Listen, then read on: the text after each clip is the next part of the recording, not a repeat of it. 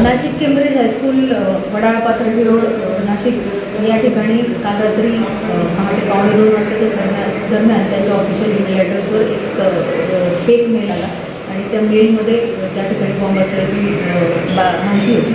त्या माहितीच्या अनुषंगाने आज सकाळी शाळेच्या व्यवस्थापनाने पोलीस प्रशासनाला कळवले आणि त्यावरून पोलीस प्रशासनाने स्टँडर्ड कार्यपद्धतीप्रमाणे आम्ही आमच्या बॉम्ब स्क्वॉड BDS स्क्वॉडला पाचारण करून डॉग स्क्वॉडला पाचारण करून संपूर्ण शाळेची संपूर्ण घातपात विरोधी तपासणी जी आहे ती केलेली आहे.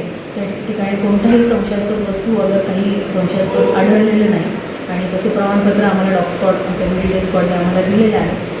या व्यतिरिक्त सदरचा जो मेल आलेला आहे त्या मेलच्या अनुषंगाने तो कुठून आलेला आहे, कोणी पाठवला आहे याबाबतची अधिकची तपासणी आम्ही सायबर पोलीस स्टेशनच्या मदतीने करीत आहोत. नागरिकांना याद्वारे आवाहन आहे की त्यांनी या संबंधातल्या कुठल्याही अफवांवर विश्वास ठेवू नये. आता त्या ठिकाणी पूर्ण सुरक्षेचं वातावरण आहे, नागरिकांनी पॅनिक होऊन जाऊ नये. आमची उपमुख्याध्यापिका विजया राहणे 10:30 वाजता आम्हाला मेल आला. त्याच्यानंतर लगेच तात्काळ शिक्षकांना आवाहन करण्यात आलं की मुलांना सुरक्षितरित्या मैदानावरती आणून उभं करणं. त्यानंतर लगेच पोलीस स्टेशनला प्रिन्सिपल सर गेले, तिथे ती तक्रार नोंदवली आणि अवघ्या 10 मिनिटामध्ये लगेच श्वान पथक आणि ह्या पोलिसांची पण एक कमिटी आली. त्यांनी सगळ्यांनी सुरक्षितपणे सगळं चेक केलं. 1 तासानंतर त्याचा शोध घेतल्यानंतर काही एक सापडलेलं नाही आहे.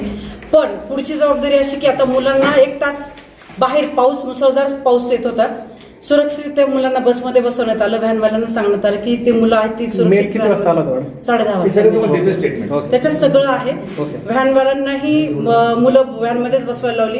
पालकांना लगेच सूचना दिल्या गेल्या की शाळेच्या गेटवरती येऊन मुलांना घेऊन जाणं, जे पालकांसोबत येत आहेत ते. बसची मुलं सुरक्षित बसमध्ये होती, त्याच्यामुळे अशी काही चेंगराचेंगरी झाली नाही. सगळे चुकीचे मेसेज पालकांनी पसरवलेले आहेत.